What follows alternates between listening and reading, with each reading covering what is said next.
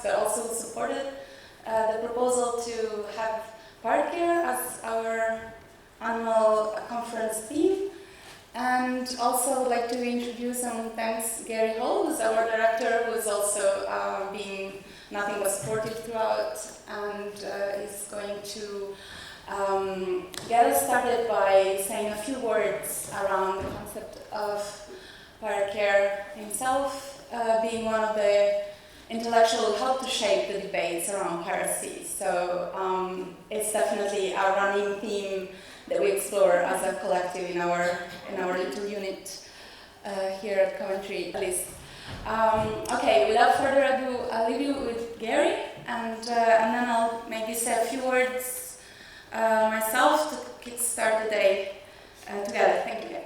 My name is Gary Hall, and I'm co-director of the centre, along with Jacqueline.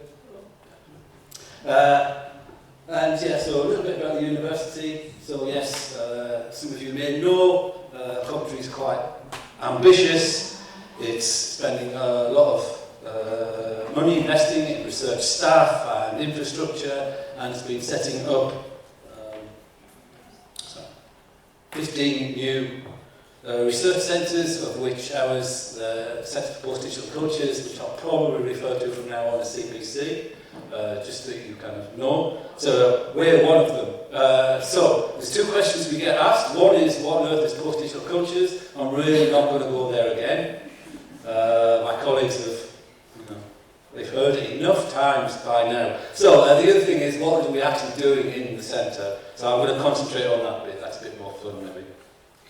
And one of the things we're doing in the centre is we're kind of exploring new, non-neoliberal, and this bit was important as well, non-liberal and non-humanist ways of living and working and thinking that are kind of consistent with the progressive politics that us in the arts and humanities, we kind of advocate for others, we write books and journal articles about it, but we don't necessarily always live by ourselves.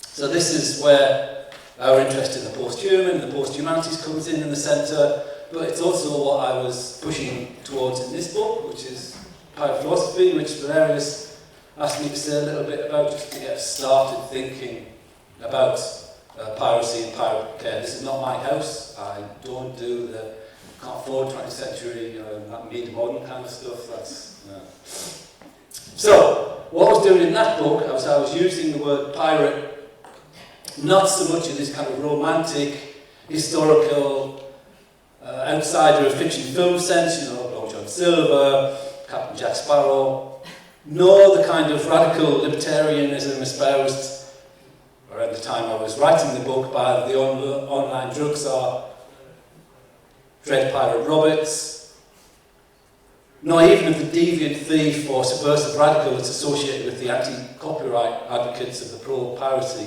movement. I'm kind of going back to the classical ancient Greek notion.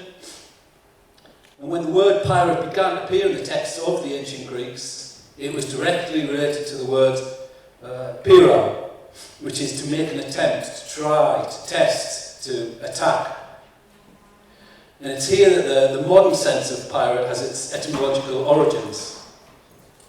It's this sense of pirate as someone who tries and tests and teases and troubles that I was kind of drawing on. At the same time, the reason I'm suggesting that in the CPC we might be acting as something like pirates and pirate philosophers is because a responsible, ethical, as opposed to moral approach wouldn't presume to know what piracy is in advance. One of the problems with that kind of moralistic position, whether it condemns piracy or proves it for romantic or countercultural reasons, is that too often it has its basis in a paradox that lies at the heart of authority, whereby those in power attempt to define the methods of opposing them that are acceptable. And it's a paradox of authority that also applies to the neoliberal state sanctioning of contemporary privateers. So those that are involved in the privatisation of public resources, such as the education system, the health services, and the welfare state. in attempts to control and limit alternative appropriations of the commons, say those of Pirate Bay or ex-fishermen in Somalia, tries to control them by condemning them as piracy. So the laws and institutions by which they condemn piracy as criminal are based on that same ambivalent structure of authority. Such capitalist lawmakers are always also undecidedly robbers or pirates too. For as St. Augustine famously remarks, what are kingdoms but great robberies? But perhaps the best way to understand this paradox aspect of authority is in relation to Jean-Jacques Rousseau and his The Social Contract. So here too we can never know whether the legislator, so the founder of a new law or institution such as a university research centre, or a new way of being as a media theorist, or indeed a political activist, we can never know for certain whether they're legitimate or a charlatan. And the reason for this is because of the aporia that lies at the heart of authority, whereby also, in order to be able to found it, the legislator, the lawmaker, already has to possess the authority the founding of the new law or institution is supposed to provide her with. And certain so-called internet pirates, such as say Alexandra Elbakian and Saigo, are in a similar situation. They too may be involved in performatively inventing and trialling and testing the very new laws and institutions by which their activities may be judged and justified.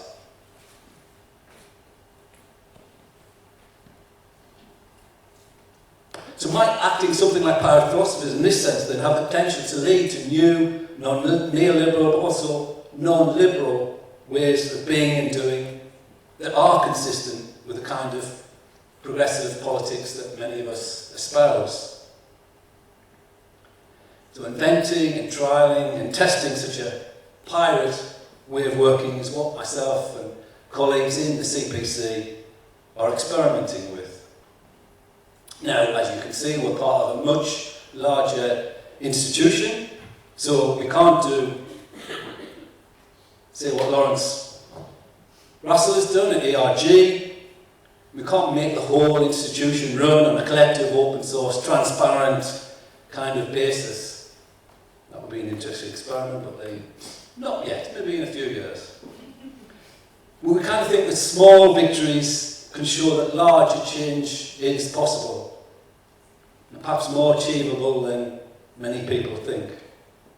So we're doing these kind of small changes. So we make sure in the centre that we have a gender balance, that we have plenty of women playing leadership roles on the REF, on the major funded projects, on this conference, as co-director of the centre. We try to make it possible for everyone to contribute, researchers, those in professional services roles, PhD students, for example, by making meetings less formal and pompous, and often by using humour and irony, but I kind of think that might be just me, but anyway.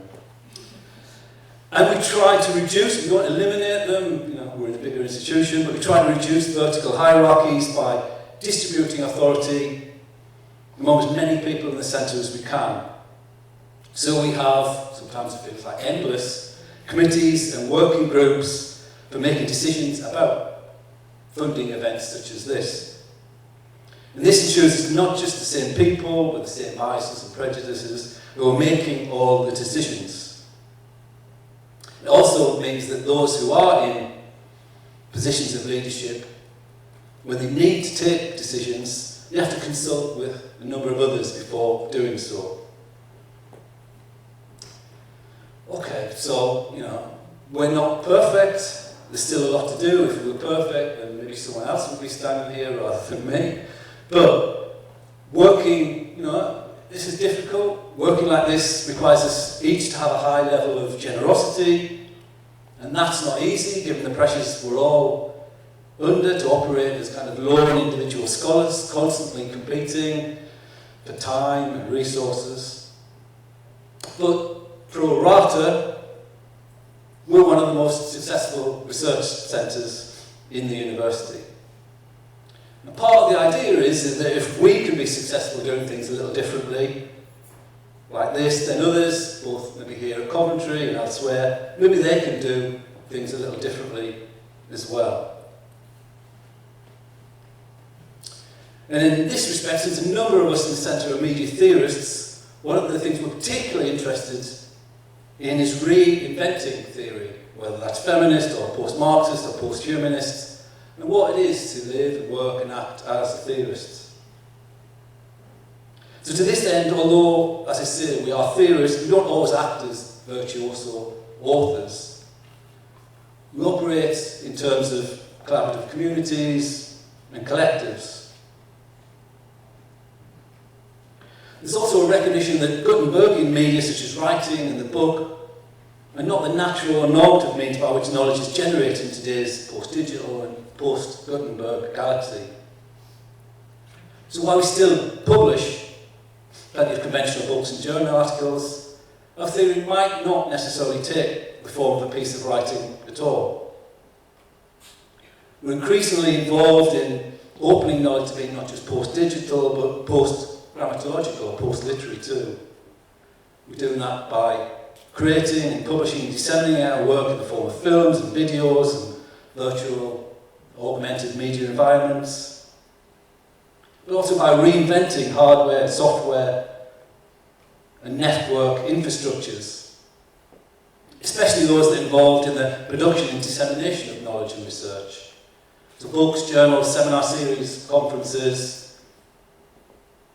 We're also involved in developing projects for the production of free resources in the commons that operate at a larger scale as well.